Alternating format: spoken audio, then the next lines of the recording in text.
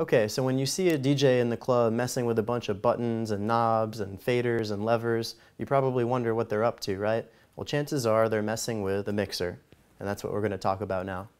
So we're going to start here at the bottom of the mixer with what's called the crossfader. Now, you may have heard of the crossfader before. It allows you to fade the signal that comes out from the mixer to the speakers between one track and another track.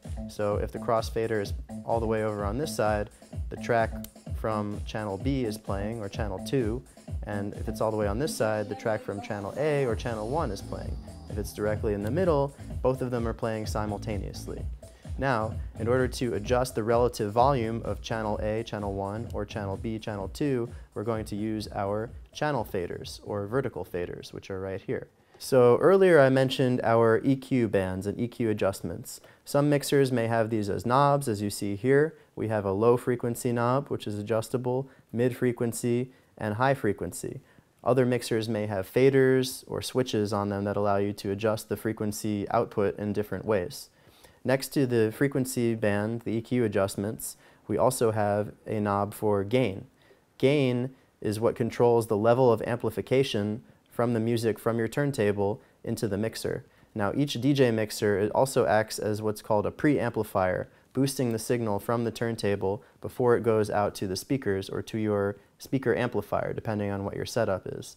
So here, if we have, let's say, a record that has a lower quality pressing, is not a very loud record, as we would say, we can adjust and compensate for that by raising the gain. Or vice versa, if you have a really loud record, you can turn down the gain over here. So over here on the top right of the mixer, we have other volume adjustments. First, we have the master output volume, which goes to the master set of speakers. Next, you have the auxiliary output, which on other mixers is also called a monitor output. Now, again, in a club setting, in the DJ booth, you'll have a set of monitor speakers, or one monitor speaker, which the DJ will use to monitor his or her mix. And that's used in conjunction with the headphones. So you're going to be listening through your headphones and also through a monitor speaker. And you can adjust the headphone volume here according to your preference and according to your hearing. So you can also adjust what the input to your headphones will be. The auxiliary output or the monitor output is always going to be the same as what's happening in the club for the most part.